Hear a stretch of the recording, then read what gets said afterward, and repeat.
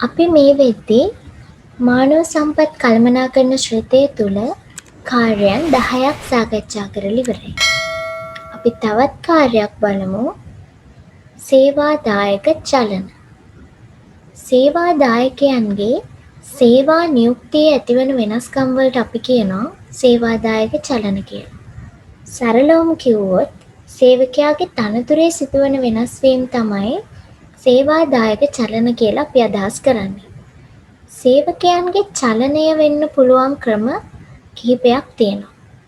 ප්‍රධාන වශයෙන්ම උසස් කිරීම, මාරු කිරීම, නතර කිරීම හා සේවය අවසන් කිරීම හඳුන්වා දෙන්න පුළුවන්.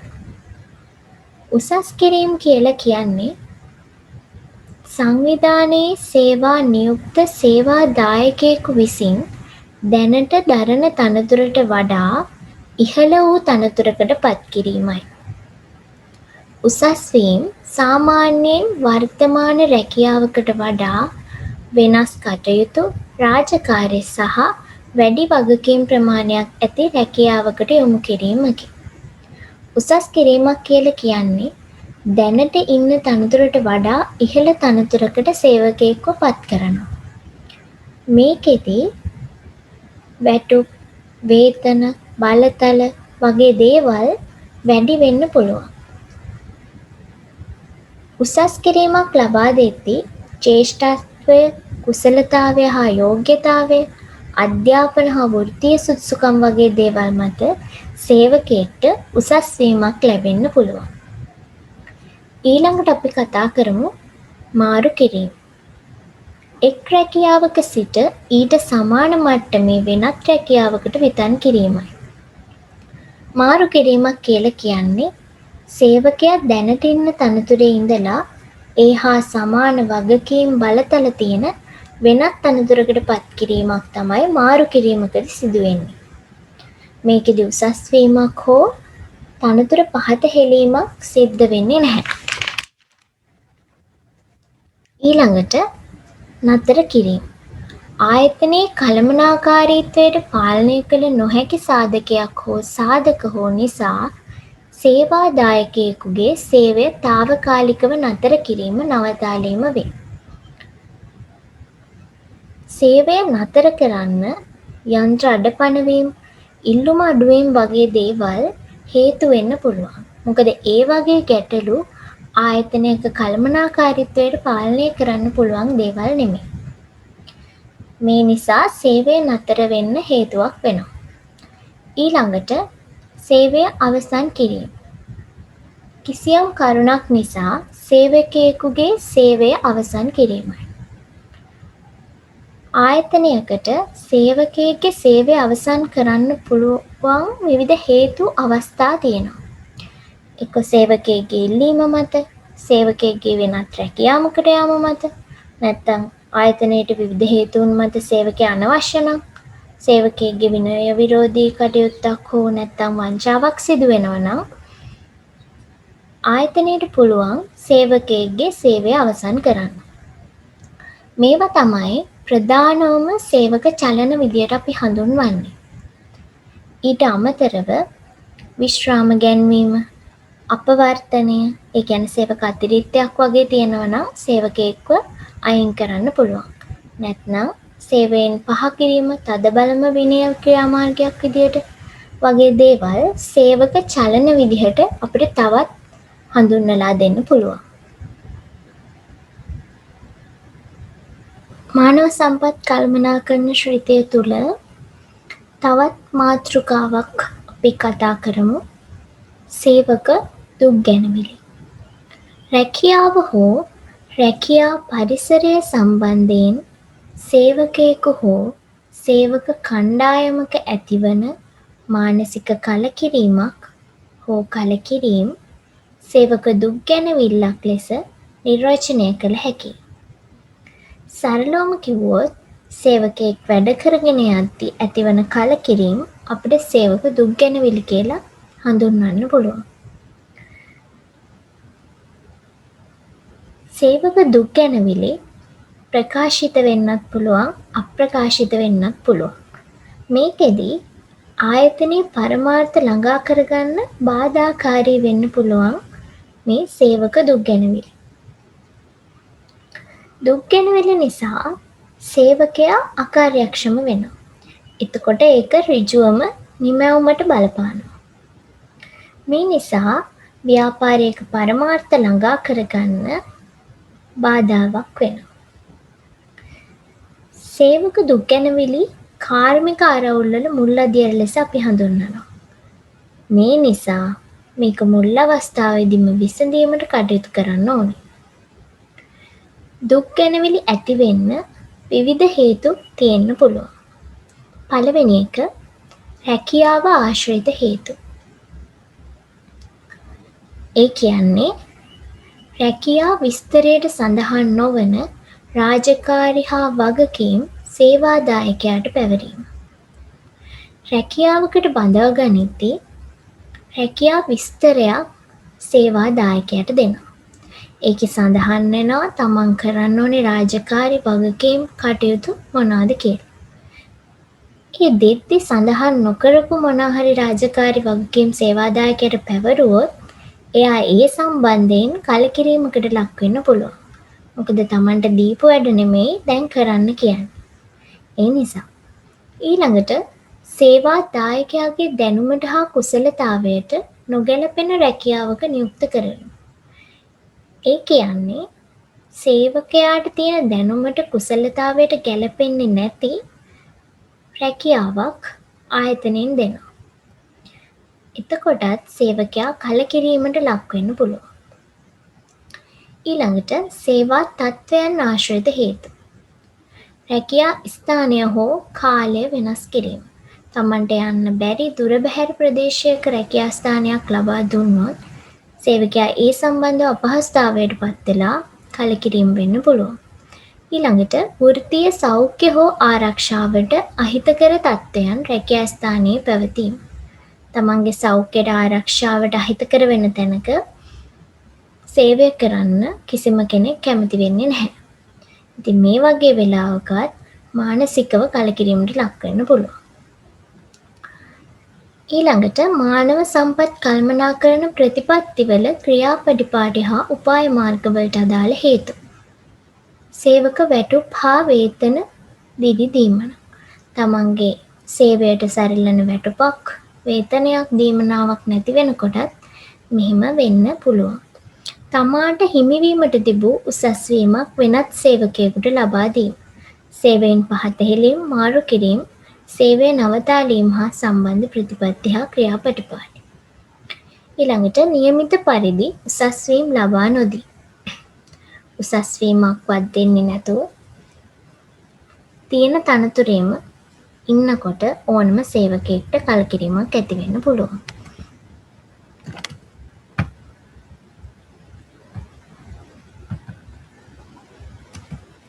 සංවිධාන නීති රීති උල්ලංඝනය කිරීම වලට අදාළ හේතු. විනය කඩකිරීම සඳහා අසාධාරණ හෝ දැඩි විනයානුකූල ක්‍රියාමාර්ග ගැනීම. සාමූහික ගිවිසුමේ කොන්දේසි කළමනාකරන පාර්ශවය විසින් කඩකිරීම. තමන් කරපු පොඩි වැරැද්දකට වුණත් අසාධාරණ හරි දැඩි විනයානුකූල ක්‍රියාමාර්ග හරි ගත්තොත් සේවකයෙක්ට කලකිරීම වෙන්න පුළුවන්. නැත්නම් සාමූහික ගිවිසුමේ තියෙන කොන්දේසි කළමනාකරන පාර්ශවය විසින් කඩ කරනවා නම් සේවාදායකයාට ඒකත් අසාධාරණයක් නිසා ඒනොත් කලකිරීමකට පත් වෙන්න පුළුවන්. නුසුදුසු පුද්ගල චර්යාවන් සම්බන්ධිත හේතු. ළඟා කරගත නොහැකි අපේක්ෂා හෝ අවශ්‍ය තරමට වඩා යමක් පිළිබඳ අභිලාෂ සහිත වීම. ජ්‍යෙෂ්ඨ නිලධාරීන් කෙරෙහි ඇති වැරදි ආකල්ප, සේවක අධි අභිමානය. ඊළඟට රැකියාව හෝ රැකියා පරිසරයට පරිබාහිර සම්බන්ධිත හේතු. පවුල් ඒකකයා හා සම්බන්ධ හේතු, වෙනත් තරංකාරී ආයතනයක් සම්බන්ධ හේතු. මෙන්න මේ හේතු සේවක දුක්ගැනවිලි ඇති වෙන්න හේතුවක් වෙන්න පුළුවන්. ඊළඟට සේවක දුක්ගැනවිලි निराකරණය කිරීමෙන් ආයතනයකට අත්කර ගන්න පුළුවන් ප්‍රතිලාභ පිළිබඳව සලකා බලමු. සේවක පිරිවැටුප අඩුවීම. ඒ කියන්නේ සේවකයා සේවයෙන් ඉවත්ව යාමට ඇති ඉඩකඩ අඩු වෙනවා. සේවක දුක් ගැනවිලි නැති වෙද්දී සේවකයා සේවයෙන් අයින් වෙන්නේ නැතුව තවදුරටත් ආයතනයේ රැඳෙන්න කටයුතු කරනවා. ඊළඟට සේවක ප්‍රවාසිතාවය පාලනය වීම. සේවක ප්‍රවාසිතාවය කියලා කියන්නේ සේවකයා ව්‍යාපාරයට නොපැමිණීමේ ප්‍රවණතාව.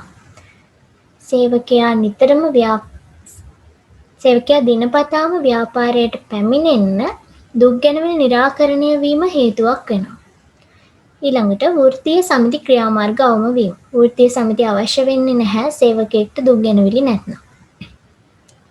ඊළඟට කාර්මික සම්බන්ධතා වර්ධනය වීම මගින් කාර්මික සාමය යහපත් වීම. ආයතනයේ කීර්තිනාමය වර්ධනය වීම. දුක් ගැනවිලි නැති සේවකයෝ ආයතනයේ උවමනාවෙන් වැඩ කරනවා. ආයතනයේ කීර්තිනාමය වර්ධනය වෙනවා. ඊළඟට සේවක දුක් ගැනවිලි නොවිසඳීම නිසා ආයතනයට අත්විඳීමට සිදුවන අනිසි ප්‍රතිඵල. ශ්‍රම පිරිවැටුප වැඩි වෙනවා. සේවකයන්ගේ නිවාඩු ගැනීම ඉහළ යනවා. සේවකයන් කළමනාකරුවන් අතර ගැටුම් ඇති වෙනවා. කාර්මික සාමය බිඳ වැටෙනවා. ශ්‍රම ඵලදායීතාවය අඩු වෙනවා. නිෂ්පාදනයේ ගුණත්වය පහළ යනවා. ඵලදායීතාවය අඩු වෙනවා. මොකද සේවකයෝ කැමැත්තෙන් වැඩ කරන්නේ නැහැ Tamanට දුක් ගැනවිලි තියෙද්දි. ඊළඟට නිතර පුරප්පාඩු පිරිවීමට සිදුවන බැවින් පිරිවැය වැඩි වෙනවා. මොකද දුක් ගැනවිලි තියෙද්දි සේවකයෙක් තවදුරටත් ව්‍යාපාරයේ රැඳෙන්න කටයුතු කරන්නේ නැහැ. එතකොට සේවයෙන් අයින් වෙද්දී නැවත පුරප්පාඩු පුරවන්න සේවකයෝ බඳව ගන්න වෙනවා. මේ නිසා ආයතනයේ පිරිවැය ඉහළ යනවා.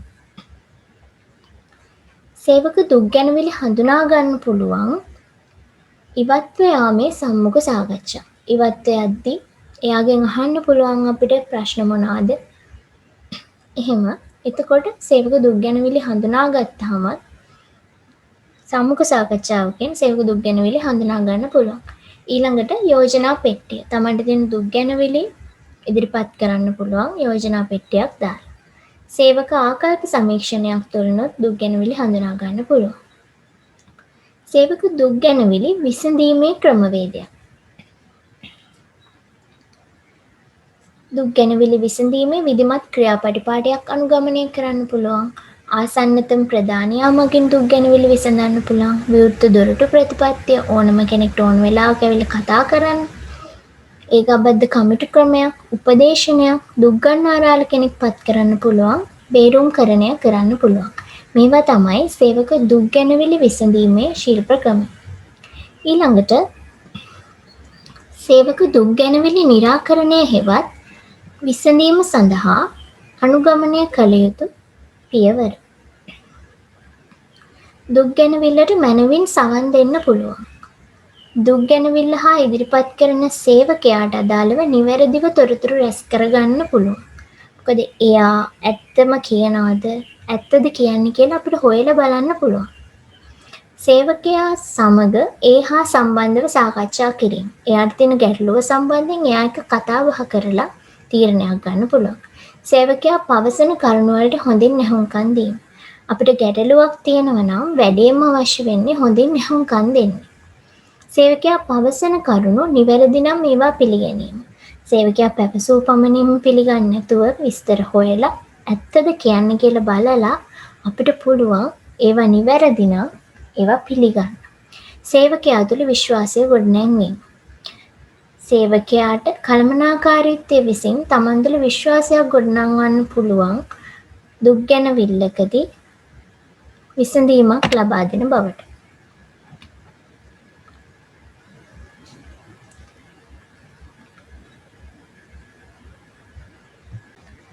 ඉතින් සේවක දුක් ගැනවිලි කියන දේවල් නිරාකරණය කරගන්න ආයතනයක් දැනගන්න ඕනේ.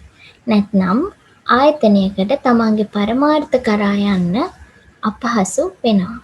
මීළඟට මම කතා කරන්න යන්නේ මානව සම්පත් කළමනාකරණ ශ්‍රේතයට අදාළව විනය කළමනාකරණය. විනය කළමනාකරණය පිළිබඳව කතා කරද්දී අපි මුලින්ම බලමු විනය කියන්නේ මොකක්ද කියලා. ව්‍යාපාර සංවිධානයක් විධිමත්ව නීත්‍යානුකූලව පවත්වාගෙන යාම සඳහා අවශ්‍ය වන්නා වූ සම්මත නැතිනම් සේවා යෝජක අපේක්ෂිත සේවා දායකයාගේ චර්යාව හෙවත් අපේක්ෂිත හැසිරීම විනය ලෙස හැඳින්වේ. ව්‍යාපාර සංවිධානයක් විධිමත්ව පවත්වාගෙන යන්න සම්මත කරලා තියෙන, එහෙම නැත්නම් සේවා යෝජකයා බලාපොරොත්තු වෙන සේවා දායකයෙක්ගේ හැසිරීමට අපි කියනවා විනය කියලා. ඊට පස්සේ විනය කළමනාකරණය කියලා කියන්නේ ව්‍යාපාර සංවිධානයක් ස්ථාපිත කර තිබෙන නීති රීතිවලට අනුගත වන පරිදි සේවා දායකයන්ගේ චර්යාව හැඩගැස්වීමේ කාර්ය සඳහා යෝග්‍ය විනය නීති රීති පද්ධතියක් සංවර්ධනය කිරීම, ක්‍රියාත්මක කිරීම හා පවත්වාගෙන යාම විනය කළමනාකරණයයි. ඕනම සංවර්ධිත ව්‍යාපාරයක් සේවකයන්ගේ විනය පිළිබඳ දැඩි සැලකිල්ලක් දක්වනවා. ඒ සඳහා යෝග්‍ය විනය නීති රීති පද්ධතියක් හඳුන්වා දෙනවා. ව්‍යාපාර සංවිධානයක් පවත්වාගෙන යන්න, විධිමත්ව පවත්වාගෙන යන්න සේවා යෝජකයෙක් අපේක්ෂා කරන සේවා දායකයෙක්ගේ හැසිරීම අපි විනය කියලා හඳුන්වනවා.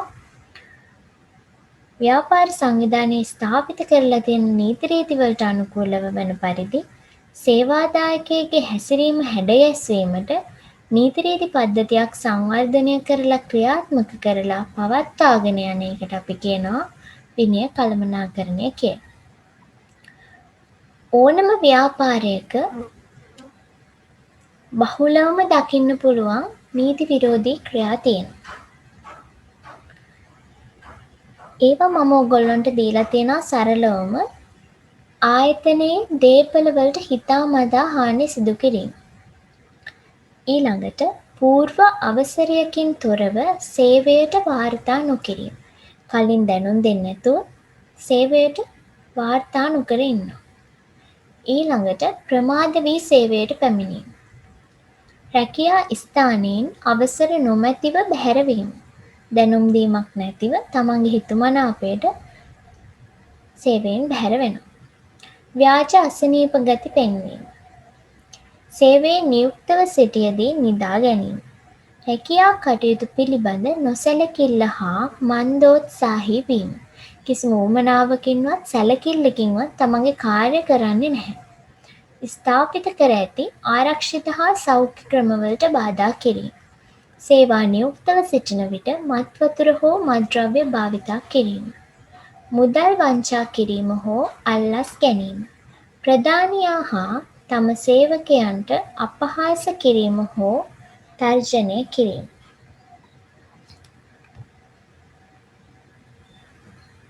මේවා තමයි ව්‍යාපාර සංවිධානවල බහුලවම දකින්න පුළුවන් විසමාචාර විදියට අපි හඳුන්වන්නේ. සේවා දායකයන් විසින් සිදු කරන විසමාචාර සඳහා ආයතනයකට විවිධ විනය ක්‍රියාමාර්ග ගන්න පුළුවන්. පළවෙනි එක තමයි වාචිකව අවවාද කිරීම. ඊළඟට ලිඛිතව අවවාද කිරීම. කටින් කියන්න පුළුවන් අපිට අවවාද කරන්න පුළුවන්, නැත්නම් ලිඛිතව යාට අවවාද කරන්න පුළුවන් විසමාචාර සම්බන්ධයෙන්. ඊළඟට දඩ ගැසීම හෝ අලාභය අය කර ගැනීම. වේතන රහිතව తాවකාලිකව වැඩ නතර කිරීම. සිදු කරන විසමාචාරයක් නිසා එයාට වැටුප් ගෙවන්නේ නැතුව తాවකාලිකව වැඩ නතර කිරීමක් සිදු කරන්න පුළුවන්. විනයානුකූලව සේවා ස්ථානය මාරු කිරීම. වැටුප් වර්ධක නතර කිරීම හෝ ප්‍රමාද කිරීම. තනතුරෙන් පහත හෙළීම, සේවයෙන් ඉවත් කිරීම. සේවා දායකයන් විසින් සිදු කරන විසමාචාර නිසා ආයතනයකට මෙවැනි විනය ක්‍රියාමාර්ග ගන්න පුළුවන්. ආයතනයකට විනය කළමනාකරණය ගොඩක් වැදගත්. හේතු තමයි සේවකයන් අතර ගැටුම් මතභේද අඩු කර ගැනීමට. නිවැරදි විනය නීති රීති පද්ධතියක් තියෙනවා නම් විනය කළමනාකරණය කරනවා නම් සේවකයන් අතර තියෙන ගැටුම් මතභේද අඩු කරගන්න පුළුවන්. සේව්‍ය හා සේවකයන් අතර පවත්නා මතභේද අඩු කර ගැනීමට. කාර්මික සාමය ඇති වෙනවා මේ නිසා. සේවා දායකයා සේවා යෝජකයා අතර තියෙන මතභේද අඩු කරගන්න පුළුවන් නිවැරදි විනය කළමනාකරණ නීති පද්ධතියක් තියෙනවා නම්. ආයතනය සතු මානව සම්පත ක්‍රමානුකූලව හා මනාව පාලනය කිරීම මගින් උපරිම සඵලදායීත්වයෙන් හා කාර්යක්ෂමතාවයෙන් කටයුතු සිදු කිරීමට හැකිවීම. සංවිධානයේ නීති රීති සහ රෙගුලාසිවලට අනුකූලව සේවක හැසිරීම් පවත්වා ගැනීම. අපේක්ෂිත සේවක කාර්යසාධනය බිහිකර ගැනීම හා එය අඛණ්ඩව පවත්වා ගැනීම. විනය කළමනාකරණ නීති පද්ධතියක් ව්‍යාපාරයකට වැදගත් වෙන්නේ මෙන්න මේ හේතු නිසා. මානව සම්පත් කළමනාකරණයට අදාළව සෞඛ්‍ය හා ආරක්ෂාව කියන කොටස තමයි අපි දැන් කතා කරන්න යන්නේ. සෞඛ්‍ය කියලා අදහස් කරන්නේ රැකියාවේ කටයුතු, රාජකාරි හා වගකීම් කාර්යක්ෂමව ඉටු කිරීමට සේවකයා තුළ පැවතිය යුතු පූර්ණ ශාරීරික හා මානසික ස්වස්ථතාව, නිරෝගීතාව සෞඛ්‍ය කියලා හඳුන්වනවා. ඊළඟට සේවා නියුක්තිය නිසා සෞඛ්‍යයට බලපෑම් ඇති වෙන්න පුළුවන් උපද්‍රවයන්ගෙන් සේවකයන් සුරක්ෂිත කිරීම ආරක්ෂාව කියලා හඳුන්වනවා. සරලවම කියනවා නම් සේවක සෞඛ්‍ය කියලා කියන්නේ සේවකයාගේ කායික හා මානසික මට්ටම යහපත් වීම. ආරක්ෂාව කියලා කියන්නේ සේවකයන්ට සේවා නියුක්තියේදී වෙන්න පුළුවන් අනතුරු වළක්වන එකට. ආයතනයකට සේවකයන්ගේ ආරක්ෂාව සඳහා විවිධ ක්‍රියාමාර්ග ගන්න පුළුවන්. සේවකයන්ට ආරක්ෂිත උපකරණ ලබා දීම, යන්ත්‍ර ගොඩනැගිලි නඩත්තුව සිදු කිරීම, අනතුරු වලින් ආරක්ෂා වීමට සේවක පුහුණුව ලබා දීම, එමත් නැත්නම් වෛද්‍ය පරීක්ෂණ පැවැත්වීම. යම් ව්‍යාපාරයක කටයුත්තක් සේවකයාට ආතතිය, ක්ලාන්තිය වගේ දේවල් ඇති වෙන්න පුළුවන්. ඉතින් වෛද්‍ය පරීක්ෂණයක් පවත්වලා එවැනි සේවකයන්ට එවැනි රැකියා තත්ත්ව ලබා නොදීම සිදු කරන්න පුළුවන්. ඉතින් මෙන්න මේ වගේ දේවල් ආයතනයකට සේවකයන්ගේ ආරක්ෂාව වෙනුවෙන් කරන්න පුළුවන්. ඊළඟට සේවාදායක සෞඛ්‍ය හා ආරක්ෂාව කෙරෙහි බලපාන උපද්‍රව හා සාධක. පළවෙනි එක වෘත්තීය අනතුරු. ඒ කියන්නේ ශ්‍රවණාබාධ, දෘශ්‍යාබාධ, ශරීර අංග හිමිවීම හෝ හානිවීම, පිලිස්සීම, විදුලි සැර වැදීම වගේ දේවල් වෘත්තීය අනතුරු විදියට හඳුන්වලා දෙන්න පුළුවන්. පිළිකා, ඇදුම, ප්‍රජනනාබාධ, ශරීරයේ අක්‍රමවත් වීම, ආශ්වාස ප්‍රාශ්වාස අපහසුතා වගේ දේවල් වෘත්තීය රෝග විදිහට හඳුන්වලා දෙන්න පුළුවන්. ඊට අමතරව සංවිධානමය ආතතියක් පෙන්වා දෙන්න පුළුවන්. ඊළඟට සේවා දායකයෙක්ගේ සෞඛ්‍ය හා ආරක්ෂාව ව්‍යාපාරයකට වැදගත් වෙන්නේ ඇයි? පළවෙනි එක වෘත්තීය සෞඛ්‍ය හා ආරක්ෂක උපද්‍රව හෝ අවදානම් ඉවත් කර ගැනීමට හෝ අවම කර ගැනීමට හැකිවීම. දෙක සේවාදායක සෞඛ්‍ය හා ආරක්ෂාව සම්බන්ධයෙන් සංවිධානවලට මුහුණ දෙන්න වෙන නීතිමය ගැටලු වලින් මිදීමට හැකිවීම. 3. සෞඛ්‍ය සම්පන්න සේවක පිරිසක් ආයතනයේ කාර්යක්ෂමතාව ඉහළ නංවන්න දායක වෙනවා. ඒ වගේම මේ තුළින් ආයතනයේ ප්‍රතිරූපය ඉහළ යනවා. සෞඛ්‍ය හා ආරක්ෂාව නිසියවරින් තියනවා නම් සේවක පිරිස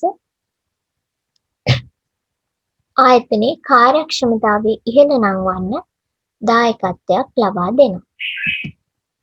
ඊළඟට සෞඛ්‍ය හා ආරක්ෂාව පිළිබඳ දුර්වල කළමනාකරණයක් තියෙනවා නම් සේවා යෝජකෙක්ට මේ පෙන්වලා තියෙන අවාසි අත්වෙන්න පුළුවන්. සේවක වන්දි රක්ෂණය සඳහා වන වාරික ඉහළ යනවා. සේවකයන්ට වන්දි ගෙවීම ඉහළ යනවා. නීතිමය වියදම් ඉහළ යනවා. සේවකයන්ට අතෘප්තිය සහ අසහනය ඇති වෙනවා. සෞඛ්‍ය ආරක්ෂාව පිළිබඳ දුර්වල කළමනාකරණයක් හේතුවෙන් සේවකයන් කැමැත්තකින් වැඩ කරන්න පෙළඹෙන්නේ නැහැ. මේ නිසා සේවක අතෘප්තිය ඇති වෙනවා. ඒක නිසා සේවක ඵලදායකත්වය පහත වැටෙන්න පුළුවන්. සේවකයන්ගේ ගුණාත්මක බව පහළ යන්න පුළුවන්. උපකරණ වලට සිදුවන අලාභ හානි වැඩිවීම, අනවශ්‍ය ලෙස වෛද්‍ය වේදම් ඉහළ යාම, ආයතනයේ කීර්ති නාමයට හානි පැමිණීම සහ සේවක ප්‍රවාසිතාවයේ පිරිවැටුම ඉහළ යනවා. ඊළඟට සෞඛ්‍ය හා ආරක්ෂාව කළමනාකරණය තුළින් සේවා යෝජකයෙක්ට මේ සඳහන් කරලා තියෙන ප්‍රතිලාභ අත්වෙන්නත් පුළුවන්. සේවා දායකයන්ගේ චිත්ත ධෛර්යය ඉහළ යනවා. ඒ කියන්නේ අපි කියනවානේ මොරාල් එක කියලා. සේවකයෝ කැමැත්තෙන් පෙළඹෙනා තමන්ගේ රැකියාව කරන්න ආසාවෙන්. එතකොට සේවකයන්ගේ චිත්ත ධෛර්යය ඉහළ යනවා. මෙන්න මේ සෞඛ්‍ය ආරක්ෂාව කියන එක කළමනාකරණය ව්‍යාපාරය ඇතුලේ වෙනවා නම්. සේවා දායකින්ට මුහුණ දීමට සිදුවන අනතුරු සහ අනතුරු නිසා ඇතිවන නඩුහබ නිසා සංවිධානවලට දැරීමට සිදුවිය හැකි පිරිවැය අවම විය. සෞඛ්‍ය ආරක්ෂාව පිළිබඳ නිසි කළමනාකරණයක් තියෙනවා නම් සේවා දායකයන්ට සිදුවන අනතුරු අවම වෙනවා. එතකොට නඩුහබත් අවම වෙනවා. සංවිධානවලට පිරිවැයක් දරන්න වෙන්නේ නැහැ. සේවක ප්‍රවාසිතාවය අවම වීම. සේවකයන්ට රැකියාවට නොපැමිණෙන්න හේතුවක් නැහැ. ඒ නිසා සේවක ප්‍රවාසිතාවය අවම වෙනවා. සංවිධාන ඵලදායීතාව ඉහළ යනවා. මනාශ්‍රමික සම්බන්ධතාවයක් ඇති වෙනවා. ඒ වගේම ව්‍යාපාර සංවිධාන සඵලදායක සෞඛ්‍ය හා ආරක්ෂක වැඩසටහන් පවත්වාගෙන යනවා නම් එවැනි ආයතන වලින් නිෂ්පාදිත ලබා ගන්න පාරිභෝගිකයන්වත් ආයතනවත් පැකිලෙන්නේ නැහැ. මෙවැනි ආයතන වලට වෙනත් ආයතන වලින් නිෂ්පාදිත ලබා ගැනීමේදී ප්‍රමුඛත්වයක් ලබා දෙනවා. ඉතින් ව්‍යාපාරයක් කාර්මික සෞඛ්‍ය හා ආරක්ෂාව පිළිබඳ වැඩි සැලකිල්ලක් දක්වනවා නම් ව්‍යාපාරයකට තමන්ගේ අරමුණු පරමාර්ථ වෙත ළඟා වෙන්න මේක ලොකු පිටුවහලක් වෙනවා. මානව සම්පත් කළමනාකරන ශ්‍රිතයට අදාළව අපි මේ කොටසෙන් කතා කරන්න බලාපොරොත්තු වෙන්නේ කාර්මික සම්බන්ධතා පිළිබඳව. මුලින්ම සේව්‍ය සේවක දෙපාර්ශ්වය අතර තියෙන වෘත්තීය සම්බන්ධතාවයක් අපි සේව්‍ය සේවක සම්බන්ධතාවයක් කියලා හඳුන්වනවා. සේව්‍යා කියලා කියන්නේ යම් පරිශ්‍රමයක් මත පුද්ගලයෙකු පුද්ගල කණ්ඩායමක් යම් සේවයක නිරත කරවන්නන් සේව්‍යා ලෙස හඳුන්වනවා. උදාහරණයක් විදියට ගත්තොත් ව්‍යාපාරයක කළමනාකරු හඳුන්වා දෙන්න පුළුවන්. ඊළඟට සේවා දායකයා කියලා කියන්නේ සේව්‍යා යටතේ කුමන හෝ තරාතිරමක පදනමක් හෝ ගිවිසුමක් මත යම් පරිශ්‍රමයක් ලබමින් වැඩ කරන හෝ වැඩ කිරීමට ගිවිසුම් ඇති කරගත් ඕනෑම පුද්ගලයෙක් සේවා දායකයෙක් ලෙස හඳුන්වනවා. ව්‍යාපාර ගිවිසුමක් යටතේ වැඩක් ලබමින් ව්‍යාපාරයට සේවය සපයනවා නම් අපි ඔහුට සේවා දායකයෙක් කියලා කියනවා. සේව්‍යා හා සේවකයා අතර පවතින මේ සම්බන්ධතාවයට තමයි අපි කාර්මික සම්බන්ධතාවයක් කියලා කියන්නේ.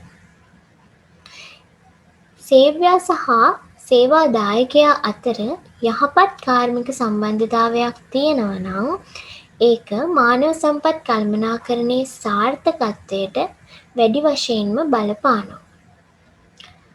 සේවකයන් උනන්දුවෙන් හා තෘප්තිමත්ව වැඩ කරන්න නම් යහපත් කාර්මික සම්බන්ධතා තිබීම ව්‍යාපාරයකට වැදගත්.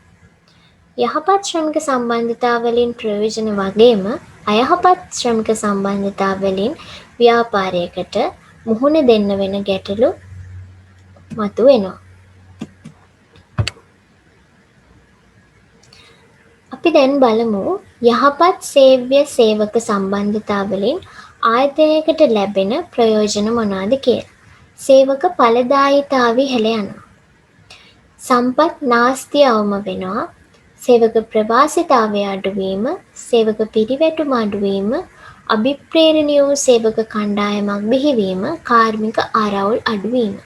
යහපත් සේව්‍ය සේවක සම්බන්ධතාවයක් ආයතනය තුළ තියෙනවා නම් සේවකයෙක්ට ව්‍යාපාරයට නොපැමිණෙන්න, ව්‍යාපාරයෙන් අයින් වෙන්න කිසිම හේතුවක් නැහැ. ඒ වගේම තමන්ගේ ස්ව කැමැත්තෙන්ම ආසාවෙන් වැඩ කරන්න සේවකයාට යහපත් ශ්‍රමික සම්බන්ධතා හේතුවක් වෙනවා. මේ නිසා මෙන්න මේ වගේ වාසි ව්‍යාපාරයකට අත්වෙන්න පුළුවන්. ඊළඟට අයහපත් කාර්මික සම්බන්ධතා වලින් ව්‍යාපාරයකට අත්වෙන අවාසි තමයි ව්‍යාපාර ක්‍රියාවලිය අඩපණ වීම. ඒ කියන්නේ අයහපත් ශ්‍රමික සම්බන්ධතාවයක් තියෙද්දී සේවකයෝ වැඩ වර්ජන, සේවක ආරවුල් කියන දේවල් ඇති කරන්න පුළුවන්. ඊළඟට සේවක ඵලදායීතාවය පිරිහී යනවා. සේවක චිත්ත ධෛර්යය හීන වෙනවා. සම්පත් අපතේ යාම සමස්ත ආයතනයේම සඵලදායීතාවය හා කාර්යක්ෂමතාව පහළ යාම.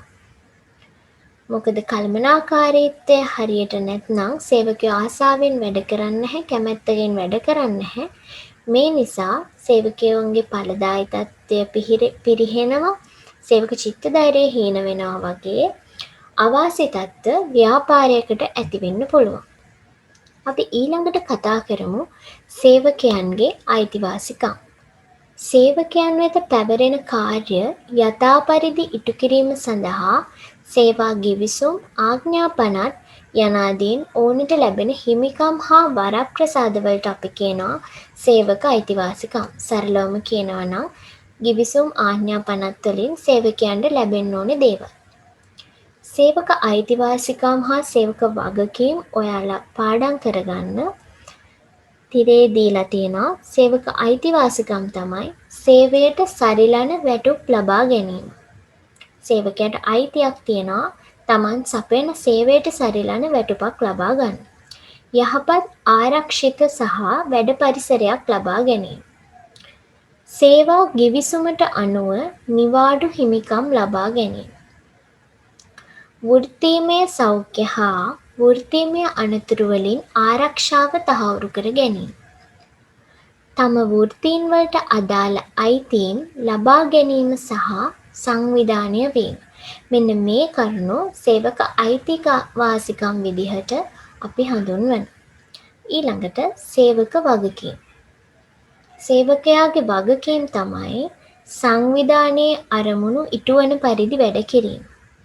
වැඩස්ථානයේ යහපත් ලෙස හැසිරීම. රැකියා ගිවිසුමට අනුව කාර්ය ඉටු කිරීම. ආයතනයේ දේපල හා උපකරණ නිසි අයුරින් පරිහරණය කිරීම.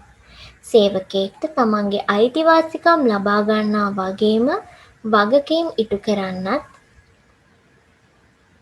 බැඳිලා ඉන්න ඕනේ.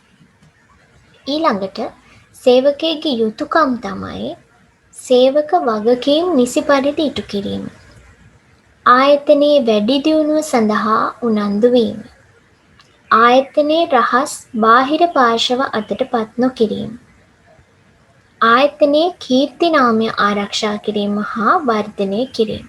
වගකීම් ඉටු කරනා වගේම අයිතිවාසිකම් ලබා ගන්නා වගේම සේවකයෙක්ට යුතුකමක් තියෙනවා මෙන්න මේ කියන කරුණු ඉටු කරන්න. ඊළඟට සේව්‍ය අයිතිවාසිකම්. සේවා යෝජකයාගේ අයිතිවාසිකම් තමයි දැන් අපි බලන්නේ. රැකියා ගිවිසුමට අනුව කාර්ය ඉටු කරවා ගැනීම. රැකියා ගිවිසුමේ සඳහන් කරලා තියෙන විදියට කාර්ය ඉටු කරවා ගන්න ඕන. නියමිත පැය ගණන තුළ සේවය ලබා ගැනීම. සේවකයන් අතිරික්තයක් පවතී නම් හෝ ආයතනයට නොගැලපෙන සේවකයන් සිටී නම් ඔවුන් ඉවත් කිරීමේ අයිතිය. තම කර්මාන්තය පවත්වාගෙන යෑමේදී මුහුණ දීමට සිදුවන අහිතකර තත්ත්වයන්ගෙන් ආරක්ෂා වීම සඳහා ඒකරාශී වීම. මෙන්න මේවා තමයි සේවකයාට තියෙන අයිතිවාසිකම්. වගකීම් තමයි රැකියා ගිවිසුමට අනුව ගිවිසගත් වැටුප ගෙවීම. සේවකයන්ගේ අදාළ වාර්තා නිසි ලෙස පවත්වාගෙන යාම. තුන්වෙනි එක ආයතනය තුල නිසි ලෙස විනය පවත්වාගෙන යාම. ඊළඟට වැටුප නියමිත දිනේ හෝ ඊට පෙර ගෙවීම. ඊළඟට සේව්‍යයාගේ යුතුකම්. සේව්‍ය වගකීම් නිසි පරිදි ඉටු කිරීම. රැකියා සුරක්ෂිතතාවය තහවුරු කිරීම. සේවකයා සතුටු වන පරිදි යහපත් වැඩ පරිසරයක් ඇති කිරීම. සේවකයාගේ සාධාරණ ඉල්ලීම් වලට සාවධානව ඇහුම්කන් දීම හා ඒවා විසඳීමට මැදිහත් වීම. ඔයාලා මේ ටික නෝට් එකක් දාගන්න. සේව්‍යයාට වගේම සේවකයාට වගකීම්, යුතුකම්, අයිතිවාසිකම් තියෙනවා. කාර්මික සම්බන්ධතා යටතේ අනුමාතෘකාවක් විදියට කාර්මික ආරවුල් පිළිබඳව අපි කතා කරනවා. යම් වෘත්තීය ප්‍රශ්නයක් හේතු කොටගෙන සේවා යෝජකයන් හා සේවකයන් හෝ සේවකයන් අතර ඇතිවන ගැටුම් අපි කාර්මික ආරවුල් කියලා හඳුන්වනවා. කාර්මික ආරවුල් ඇතිවීමට හේතු තමයි 1.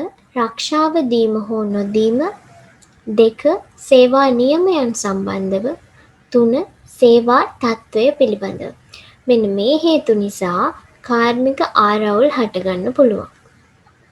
කාර්මික ආරවුලක් නිසා සේවා යෝජකයන්ට, සේවා දායකයන්ට අහිතකර බලපෑම් ඇති වෙනවා වගේම මේ නිසා පාරිභෝගිකයන්ට අහිතකර ප්‍රතිවිපාක අත්විඳීමටත් සිදු වෙනවා.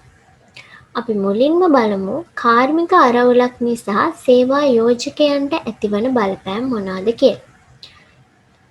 පළවෙනි එක අඛණ්ඩව ව්‍යාපාර කටයුතු කරගෙන යාමට නොහැකි වීම.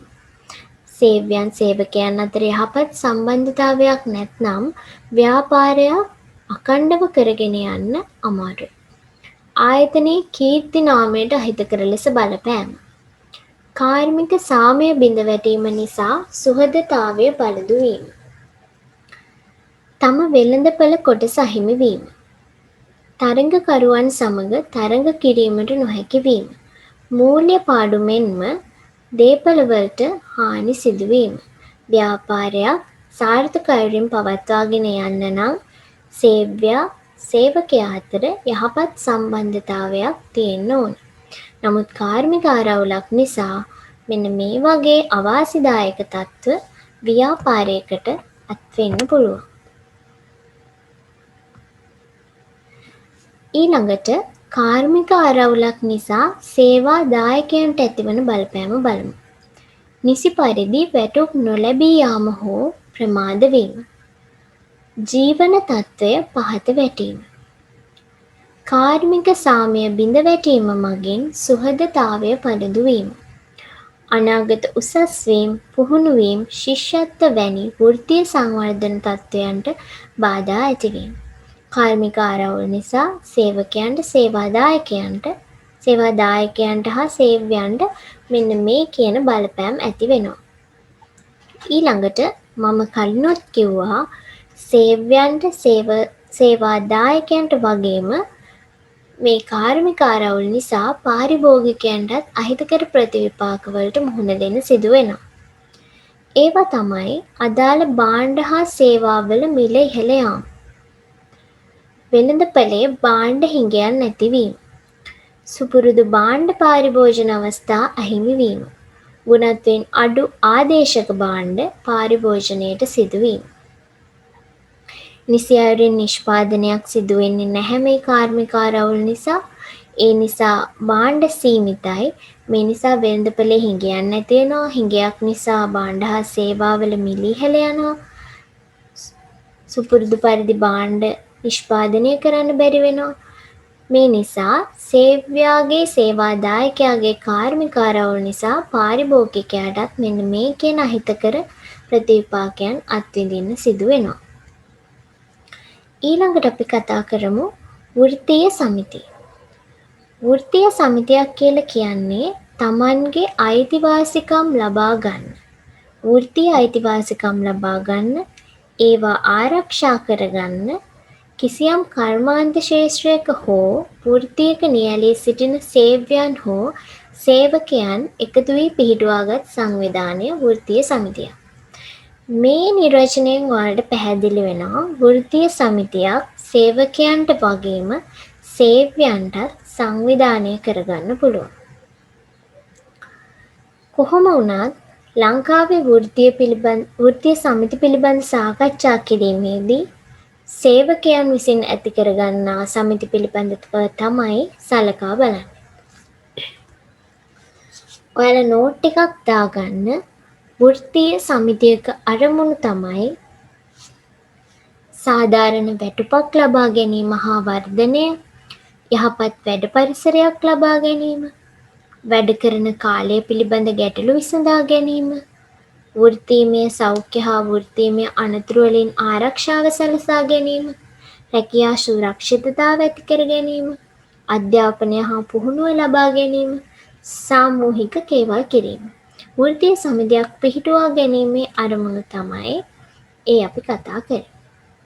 ඊළඟට වෘත්තීය සමිතියක කාර්යයන් තමයි සාමූහික කේවල් කිරීම, ඒකාබද්ධ සාකච්ඡාවලට සහභාගී වීම, සේවක කළමනාකරණ ප්‍රතිපත්ති, ක්‍රියාපටිපාටි යනාදිය සම්පාදනයේදී සහ සංශෝධනයේදී උපදෙස් දීම, වෘත්තීය ක්‍රියාමාර්ග සැලසුම් කිරීම හා ක්‍රියාත්මක කිරීම, ජාතික හා අන්තර්ජාතික සම්මේලන හා සම්මන්ත්‍රණවලදී සහභාගී වීම, සමාජිකයන් සඳහා නෛතික ආරක්ෂාව රජයෙන් ලබා දීම. මේවා තමයි වෘත්තීය සමිතියක කාර්යයන් වෙන්නේ.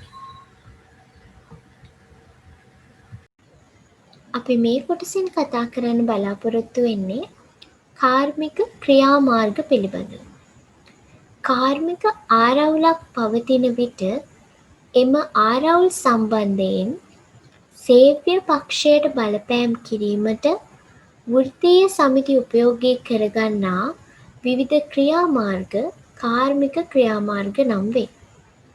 අපි කලින් කතා කරා වෘත්තීය ප්‍රශ්නයක් හේතු කොටගෙන සේවා යෝජකයන් හා සේවකයන්, නැත්නම් සේවකයන් හා සේවකයන් අතර ඇතිවන ගැටුම් කාර්මික ආරවුල් කියලා හඳුන්වනවා.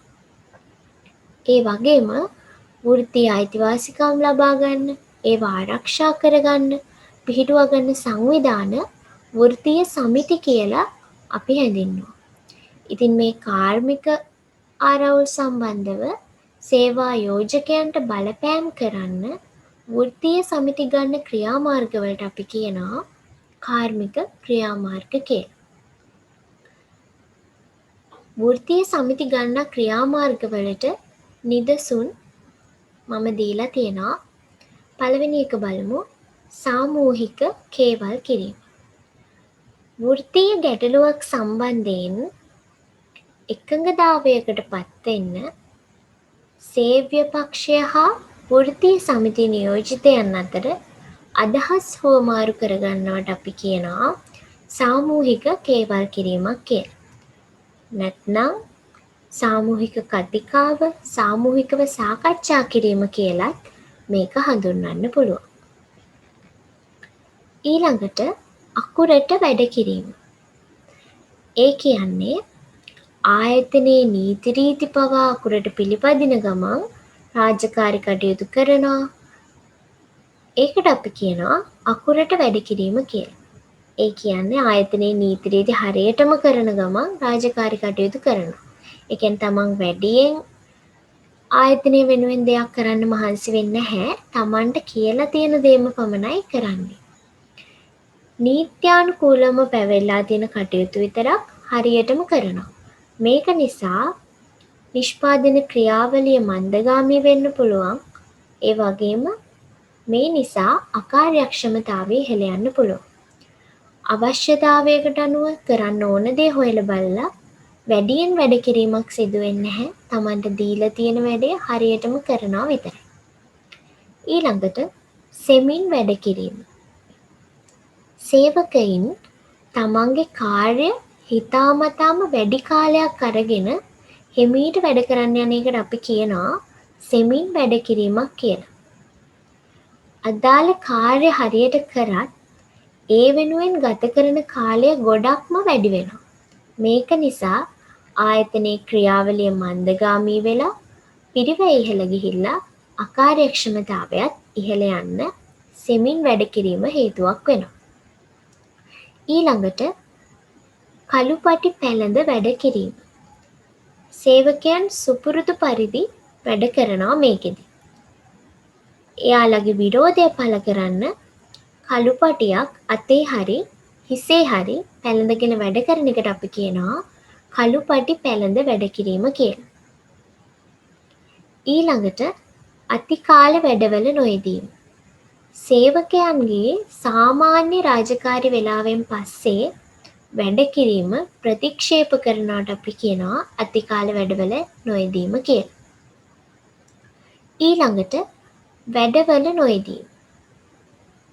සේව්‍යයන්ට සේවා ස්ථානය වසා දැමීමට බාධා කරමින් සේවකයන් පිටතට නොයා ආයතනය තුළම රැඳී සිටීම සිදු කළද ඔවුන් වැඩවල නොයෙදීමයි. ඔවුන් ආයතනයේ ඉන්නවා නමුත් වැඩක් කරන්නේ නැහැ. ව්‍යාපාර ආයතනය තුළ සේවකයන් රැඳී සිටියද ආයතනයේ කිසිදු කාර්යයක් සඳහා ඔවුන්ගේ දායකත්වයක් ලැබෙන්නේ නැහැ. මේකට තමයි වැඩවල නොයෙදීම කියලා අපි අදහස් කරන්නේ. ඊළඟට වැඩ මගහැරීම. සේවකයෝ වැඩ කිරීම ප්‍රතික්ෂේප කිරීමෙන්, යන්ත්‍ර සූත්‍ර ක්‍රියාවිරහිත කිරීමෙන් වැඩ නතර කිරීම වැඩ මගහැරීම කියලා අපි හඳුන්වනවා. ඊළඟට කඩාකප්පල් කිරීම. රැකියා ස්ථානයේ තියෙන යන්ත්‍ර සූත්‍ර ක්‍රියාත්මක කරන්න බැරි වෙන විදියට වහලා දාලා ඒවායේ සුළු කොටසක් ගලවා තැබීම අපි කියනවා කඩාකප්පල් කිරීම කියලා. ඒක යන්ත්‍ර සූත්‍ර පහලා දානවා. එහෙම නැත්නම් යන්ත්‍රවලින් කොටසක් ගලවලා තියෙනකට තමයි කඩාකප්පල් කිරීම කියලා අපි හඳුන්වන්නේ. ඊළඟට පිකටින්.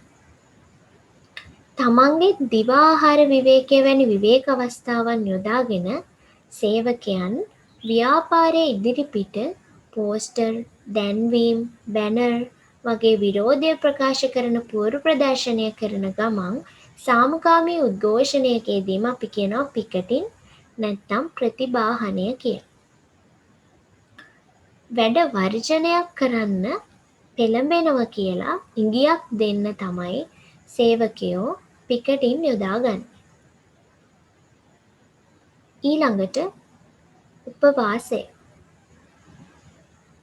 තමන්ගේ ඉල්ලීම් දිනා ගන්න ව්‍යාපාර ස්ථාන ඉදිරිපිට නැත්නම් පොදු ජනතාව ගැවසෙන ස්ථානයක පෙනී සිටිමින් සේවක පිරිසක් ආහාර පාන ගැනීමෙන් වැළකී විරෝධය දක්වනට අපි කියනවා උපවාසය කියලා. ඊළඟට සංවිධානාත්මක ලෙස නිවාඩු ගැනීම. තමාගේ සේවක ඉල්ලීම් දිනා ගන්න පාලක පක්ෂයට අනතුරු අඟවන්න වෘත්තීය සමිතියක් විසින් සමාජිකයන්ගේ දිනක් පඩුවක් යනාදී වශයෙන් යම් නිශ්චිත කාලයක් කළමනාකාරීත්වය දැනුවත් කරලා රාජකාරියෙන් බැහැරවීම සංකේත වැඩවර්ජනයක් කියලා අපි හඳුන්වනවා. ඊළඟට අඛණ්ඩ වැඩවර්ජනය. තමන්ගේ ඉල්ලීම් සාකච්ඡා මගින් හෝ වෙනත් විරෝධතා පෑම මගින් දිනා ගැනීමට නොහැකි වූ විට තම ඉල්ලීම් ලැබෙන තුරු සේවකයන් වැඩ කිරීම සම්පූර්ණයෙන්ම නතර කිරීම අඛණ්ඩ වැඩවර්ජනය කියනවා. තමන්ගේ ඉල්ලීම් ලැබෙනකම් සම්පූර්ණයෙන්ම වැඩ නතර කරනවාට කියනවා අඛණ්ඩ වැඩවර්ජනයක් කියලා.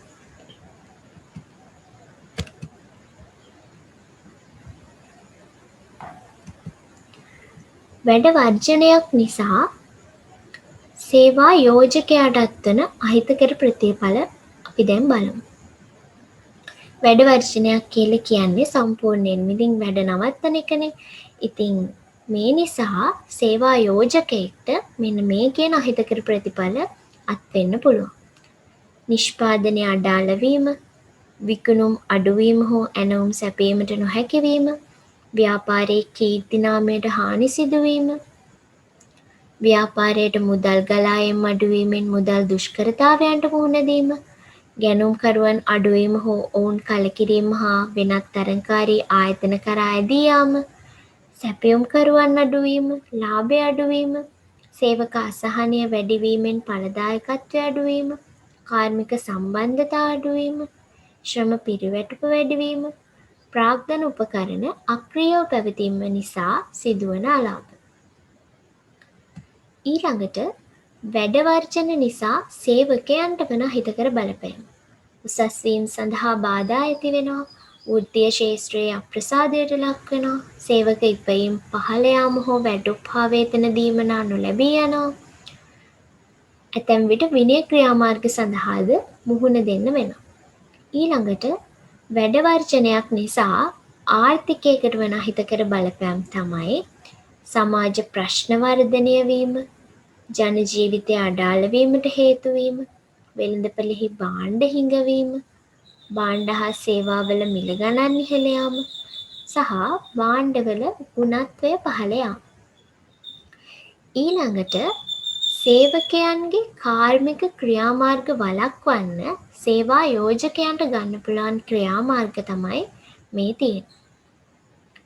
පළවෙනි එක පිටමන් කිරීම.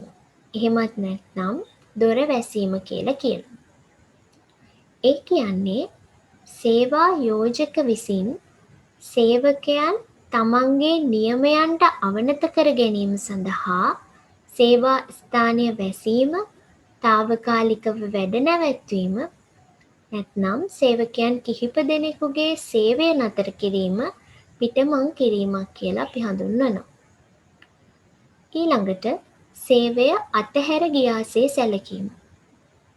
සේවා යෝජක විසින් සේවකයන් තම වෘත්තීය ක්‍රියාමාර්ගයක් ලෙස වැඩට නොපැමිණීම සිදු කරන ලබන අවස්ථාවන් වලදී ඔවුන්ගේ සේවය අතහැර ගියාසේ සලකා ඔවුන්ට සේවයට වාර්තා කිරීමට ඉඩ ලබා නොදීම සේවය අතහැර ගියා ලෙස හඳුන්වනවා. ඊළඟට වර්ජන ආවරණය කිරීම. ඒ කියන්නේ වැඩ වර්ජිත සේවකයන්ගේ රාජකාරි වෘත්තීය සමිති සඳහා දායක නොවන සේවකයන් යොදාගෙන ආවරණය කරනවා. ඒ කියන්නේ වෘත්තීය සමිති වලට සම්බන්ධ නැති සේවකයෝ අරගෙන වර්ජිත සේවකයන්ගේ රාජකාරි වැඩ ටික නිම කර ගන්නවා. ඊළඟට අන්‍යෝන්‍ය ආධාර වැඩසටහන් භාවිතය. වර්ජිත කාලයේ අහිමි වූ ආදායම ආවරණය සඳහා කර්මාන්තයේ නියැලි අනෙකුත් ආයතන වලින් මූල්‍ය ආධාර ලබා ගැනීමට අපි කියනවා අන්‍යෝන්‍ය ආධාර වැඩසටහන් භාවිතය. ඊළඟට නිෂ්පාදනය මාරු කිරීම.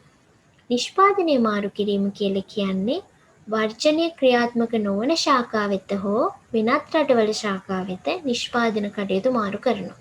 වර්ජනයේ තියෙන ශාඛාවේ කටයුතු වර්ජනය නැති ශාඛාවලට හරි නැත්නම් වෙනත් රටවල ශාඛා වෙත හරි නිෂ්පාදන කටයුත්ත මාරු කරනවා. ඊළඟට අපි බලමු සාමූහික ගිවිසුම. සාමූහික ගිවිසුමක් කියලා කියන්නේ වෘත්තීය ආරවුලක් සම්බන්ධයෙන් සේව්‍ය සේවක දෙපාර්ශ්වය අතර ඇති කරගන්නා එකඟතාවයට කියනවා සාමූහික ගිවිසුමක් කියලා.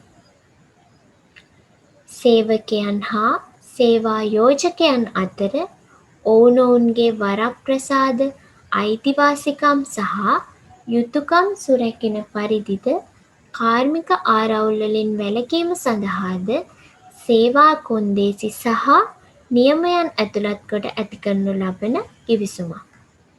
මෙය සාමූහික කේවල් කිරීමේ ප්‍රතිඵලයක් ලෙස ඇතිවන අතර නීත්‍යානුකූල ලියවිල්ලක් වීමට කම්කරු කොමසාරිස්වරයාගේ අනුමැතිය ලබාගෙන රජයේ ගැසට් පත්‍රයේ පළ කළ යුතුය.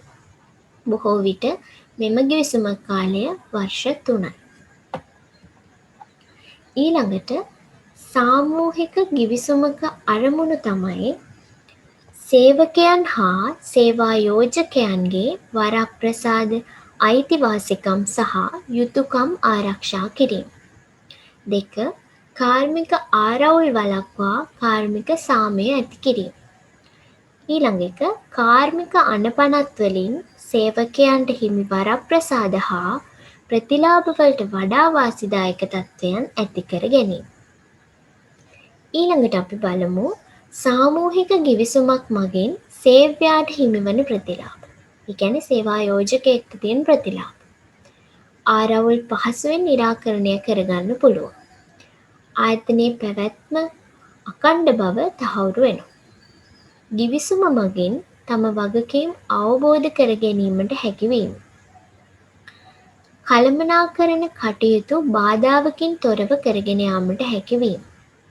වෘත්තීය ගැටලු සම්බන්ධයෙන් පොදුවේ කටයුතු කිරීමට හැකිවීම නිසා පෞද්ගලිකව සේවකයන් පිළිබඳ වන සොයා බැලීමට සිදු නොවේ. ආයතනයට පක්ෂපාතී වූ තෘප්තිමත් සේවක පිරිසක් ඇති කරගත හැකි වේ. ඊට පස්සේ සාමූහික ගිවිසුමක් මගින් සේවකයන්ට හිමිවන ප්‍රතිලාභ බල. එකඟ වූ අයිතිවාසිකම් හා වරප්‍රසාද ලැබෙන බව තහවුරු වේ. කම්කරු අයිතීන් ආරක්ෂා වීම. අනපනත් වලින් හිමි වරප්‍රසාද ඉක්මවා යන ප්‍රතිලාභ ලබාගත හැකි වීම. තම අයිතිවාසිකම් මෙන්ම වගකීම්ද පැහැදිලි කර ගැනීමට හැකිවීම. සේවක සුරක්ෂිතතාවය තහවුරු වීම. මෙන්න මේවා තමයි සාමූහික ගිවිසුමක් මගින් සේවකයන්ට හිමිවන ප්‍රතිලාභ. සාමූහික ගිවිසුම් යටතේ එපමණයි අපිට කතා කරන්න තියෙන්නේ. මීළඟට මානව සම්පත් කළමනාකරණයට අදාළව අවසාන කොටස තමයි අපි කතා කරන්න සූදානම් වෙන්නේ. මානව සම්පත් කළමනාකරණයේ සාර්ථකත්වය ඇගීමේ නිර්ණායක. නිර්ණායක 4ක් අපිට හඳුනා ගන්න පුළුවන්. පළවෙනි එක ශ්‍රම පිරිවැටුම. 2 සේවක ප්‍රවාසීතාව. 3 ශ්‍රම ඵලදායීත්වය. 4 සේව්‍ය සේවක සම්බන්ධතා. ශ්‍රම පිරිවැටුප කියලා කියන්නේ යම් කාල සීමාවක් තුළ සේවකයන් ආයතනයෙන් ඉවත්ව යාමේ ශීඝ්‍රතාවයට අපි කියනවා ශ්‍රම පිරිවැටුප කියලා. මානව සම්පත් කළමනාකරණයේ සාර්ථකත්වයක් වෙන්න නම් ශ්‍රම පිරිවැටුප 15ක් ගන්න ඕනි. අපිට මේක ගණනය කරන්න පුළුවන් මේ විදිහට යම් කාලච්ඡේදයක ඉවත් වූ සේවක සංඛ්‍යාව බෙදනවා එම කාලච්ඡේදයේ සේවයේ නිරතව සිටි සාමාන්‍ය සේවක සංඛ්‍යාවෙන්. ප්‍රතිශතයක් විදියට ගන්න අපි ඒක 100ෙන් ගුණ කරනවා. ඊළඟට සේවක ප්‍රවාසීතාව. සේවක ප්‍රවාසීතාව කියලා කියන්නේ සේවකයන් සේවයට නොපැමිණීම හා සේවයට පැමිණ සේවය නොසැපයීම නිසා ආයතනයට සේවය අහිමි වී යාම තමයි අපි මේ නමින් හඳුන්වන්නේ. ආයතනයට සේවය අහිමි වී යන්න පුළුවන් අවස්ථා පිළිබඳව කතා කරත් සේවයට නොපැමිණීම, සේවයට වාර්තා කර සේවය ලබා නොදීම, විවේක කාලය වැඩිපුර ගැනීම, ප්‍රමාද වී සේවයට පැමිණීම, නැත්නම් નિયમિત වේලාවට පෙර සේවා ස්ථානයෙන් පිට වී යාම වගේ දේවල් මේ අවස්ථා විදියට අපිට ගන්න පුළුවන්. සේවක ප්‍රවාසීතාවය ගණනය කරන්න සේවකයන් වැඩට නොපැමිණීම නිසා අහිමි වූ දින ගණන බෙදනවා සේවකයන් වැඩ කිරීමට නියමිතව තිබූ දින ගණනින්. ඒක 100ෙන් ගුණ කරාම අපිට ප්‍රතිශතයක් විදියට සේවක ප්‍රවාසීතාවය ගණනය කරගන්න පුළුවන්. ඊළඟට අවසාන කොටස ශ්‍රම ඵලදායීතාවය. යම් කාලච්ඡේදයක සේවක යෙදවුම් හා නිමැවුම් අතර තියෙන සම්බන්ධතාවයට අපි කියනවා ශ්‍රම ඵලදායීතාවය කියලා. මානව සම්පත් කළමනාකරණයේ සාර්ථකත්වයක් වෙන්න නම් ශ්‍රම ඵලදායීතාවය ඉහළ අගයක් ගන්න ඕන. ශ්‍රම ඵලදායීතාවය අපිට හොයන්න පුළුවන් නිමැවුම සේවක සංඛ්‍යාවෙන් බෙදලා. කියන්නේ නිෂ්පාදිත ඒකක ප්‍රමාණය සේවක සංඛ්‍යාවෙන් බෙදුවම අපිට ශ්‍රම ඵලදායීතාවය ගන්න පුළුවන්. මෙතනින් ඔයාලට මානව සම්පත් කළමනාකරණ පාඩම අවසන් වෙනවා. හැමෝටම සුබ පතනවා. මම හැමෝම හොඳට පාඩම් කරන්න.